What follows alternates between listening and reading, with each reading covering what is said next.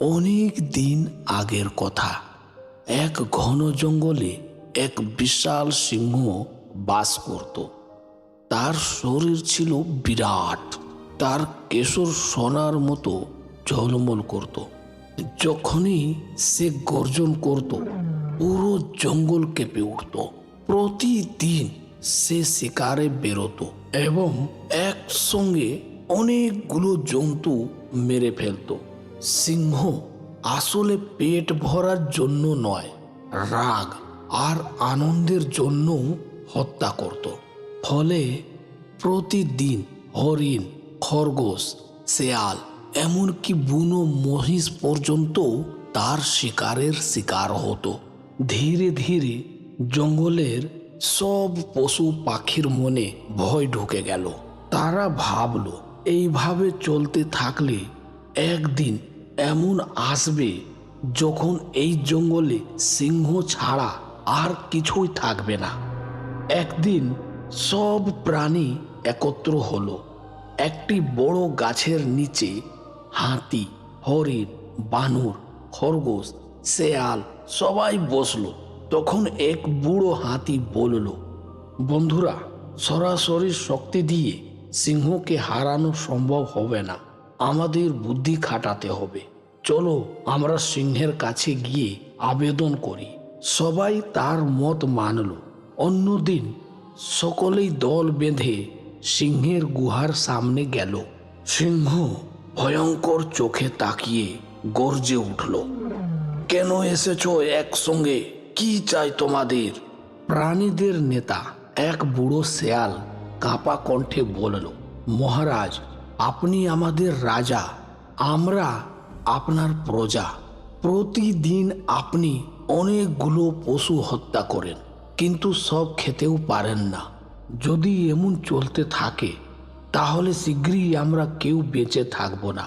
তখন রাজা হয়ে কাকে শাসন করবেন? তাই আমাদের প্রার্থনা, আপনি গুহায় বিশ্রামে থাকুন। আমরা প্রতিদিন আপনার খাবারের জন্য একটি জন্তু পাঠিয়ে দেব। সিংহ একটু ভেবে গর্জে বলল, ভালো কথা, তবে মনে রেখো, যদি কোনোদিন খাবার না আসে সেই দিন আমি যত খুশি তত পশুকে মেরে ফেলব। অসহায় প্রাণীরা শর্ত মেনে নিল। এরপর থেকে প্রতিদিন একটি করে জন্তু সিংহের গুহায় পাঠানো হতে লাগলো। হরিণ, শেয়াল, বানর সবাই পালা করে যেত এবং প্রাণ দিত। কিছুদিন পর খরগোশদের পালা এলো। এইবার একেবারে ছোট একটি খরগোশকে পাঠানোর জন্য বেছে নেওয়া হলো। খরগোশটি বুদ্ধিমান ছিল। সে ভাবল, এইভাবে একে একে মরলে তো একদিন গোটা জঙ্গল শেষ হয়ে যাবে। আমাকে এমন কিছু করতে হবে যাতে আমরা সবাই এই দুঃস্বপ্ন থেকে মুক্তি পাই। সে ইচ্ছে করে খুব ধীরে ধীরে গুহার দিকে রওনা হলো। সূর্য ডুবে যাচ্ছিল। সিংহ তখন ক্ষুধায় পাগল হয়ে গেছে। ছোট্ট খরগোশকে দেখে সিংহ গর্জে উঠল, এত দেরি করে এলে? আর তোমার মতো পুঁচকে কে আমাকে পাঠিয়েছে? আজ আমি সব প্রাণীকে শেষ করে ফেলবো। খরগোশ ভয়ে কাঁপার অভিনয় করে বলল, মহারাজ, আসলে আমাদের 6 জন খরগোশ পাঠানো হয়েছিল, কিন্তু পথে এক বিশাল সিংহ এসে 5 জনকে মেরে ফেললো। আমি কোনো রকমে প্রাণ বাঁচিয়ে আপনাকে জানাতে এসেছি। সিংহ রেগে লাল হয়ে উঠল। কি? অন্য সিংহ কোথায় সে? খরগোশ কাঁপতে কাঁপতে বলল, মহারাজ, সে খুব শক্তিশালী। সে বলেছে এই জঙ্গলের রাজা আমি। ওই ভুয়ো সিংহকে আমার সামনে আনুন, তাই আমি আপনাকে নিয়ে যেতে এসেছি। সিংহ রেগে উঠে বলল, চলো, এখনই চলো। কে সেই জঙ্গলের রাজা?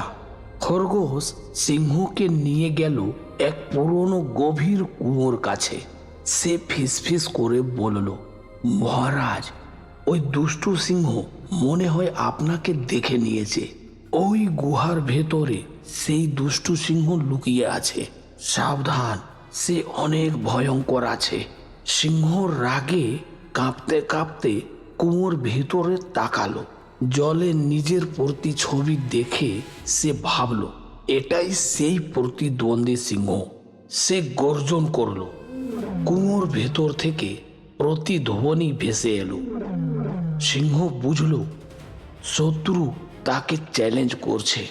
ক্রোধান্ত হয়ে সে চিৎকার করল, আজ তোকে মারবই বলেই সে এক লাফে কুয়োর মধ্যে ঝাঁপ দিল আর অচিরেই ডুবে গেল। খরগোশ শান্তভাবে ফিরে এসে সব প্রাণীকে খবর দিল। খবর শুনে হরিণ লাফিয়ে উঠল, বানর হাততালি দিল, হাতি শিঙ্গা বাজালো, পাখিরা আকাশে গান গাইল। সবাই খরগোশকে ঘিরে উল্লাস করতে লাগলো। এইভাবে ছোট খরগোশ তার বুদ্ধি ও ধৈর্য দিয়ে ভয়ঙ্কর সিংহকে পরাস্ত করল। জঙ্গলে আবার শান্তি ফিরল। বন্ধুরা, শক্তির চেয়ে বুদ্ধি অনেক বড়। ধৈর্য আর বুদ্ধিমত্তা থাকলে যে কোনো সমস্যাকে জয় করা যায়। ধন্যবাদ।